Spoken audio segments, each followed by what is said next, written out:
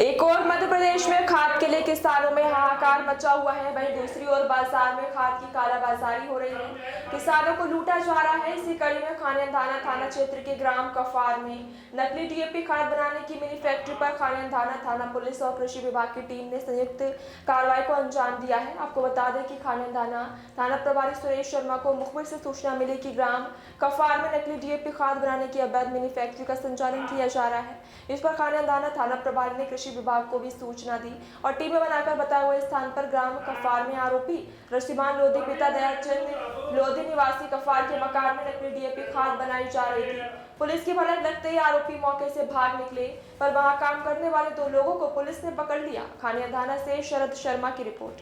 जो आज एक अवैध खाद पे कार्रवाई हुई है, क्या है पूरा मामला? आज सुबह जरिए मुझको सूचना प्राप्त हुई ग्राम कफार में ऋषिमान लोधी अपने मकान में भारी मात्रा में अवैध रूप से डीएपी खाद का निर्माण कर रहा है। उक्त सूचना के आधार पर दबिश दी गई तो वहाँ पे काफ़ी मात्रा में अवैध रूप से डीएपी की खाद की बोरी भरी हुई पाई गई तथा रॉ मटेरियल जिससे वो खाद निर्माण कर रहे थे वो भी पाई गई।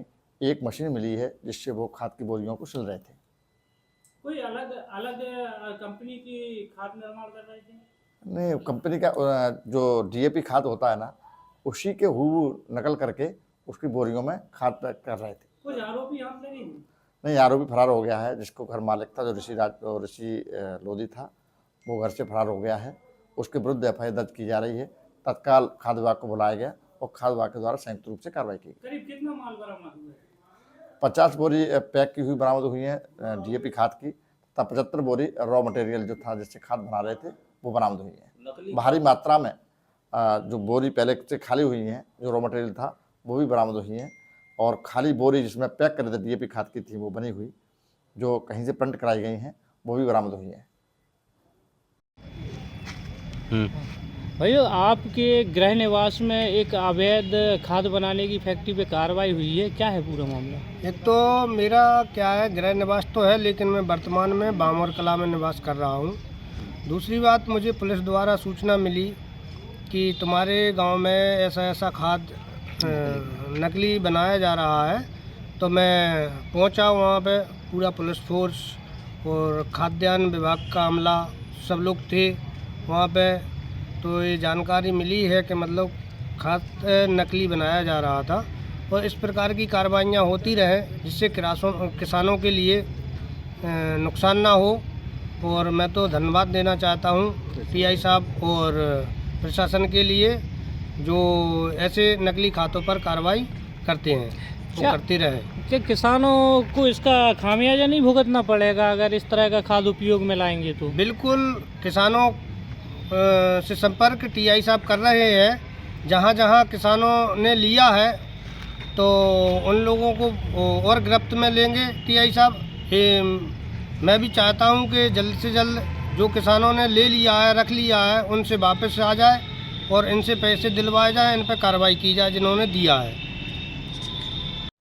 आज एक नकली खाद बनाने की मिनी फैक्ट्री पे कृषि विभाग और खानेंदाना पुलिस ने एक कार्रवाई की है, क्या है पूरा मामला? ये घटना आज दिनांक 19/11/2024 को प्रातः 10 बजे पुलिस विभाग एवं कृषि विभाग की संयुक्त टीम द्वारा ग्राम कफार में दबिश दी गई। रशीभान और पिताजी का नाम इनके दयाचंद लोधी के घर। तो वहाँ पर जाने पर उनके यहाँ पर 50 कट्टे डीएपी के और 10 कट्टे मोजेक और 60 कट्टे अपने बिना कंपनी के पाए गए हैं। तो सैंपल उनके भर लिए गए हैं और परीक्षण के लिए प्रयोगशाला भेजा जा रहा है।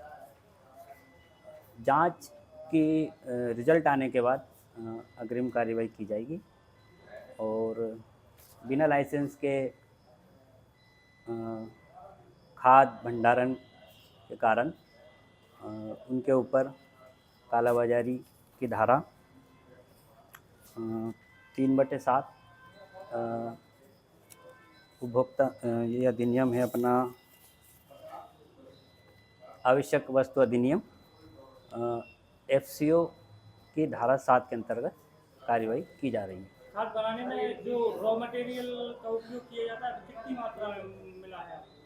वो कट्टे जो है वो जब्त कर लिए गए हैं।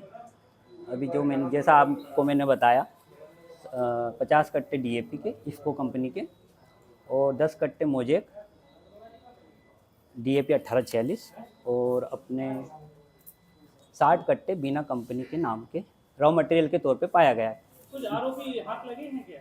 नहीं, जब तक वहाँ पहुँचे तो वहाँ पे कोई नहीं था, भाग सारे वो जा चुके थे और कुछ वहाँ काम करने वाले जो वर्कर थे उनको जो है कि पुलिस द्वारा दबोच लिया गया था।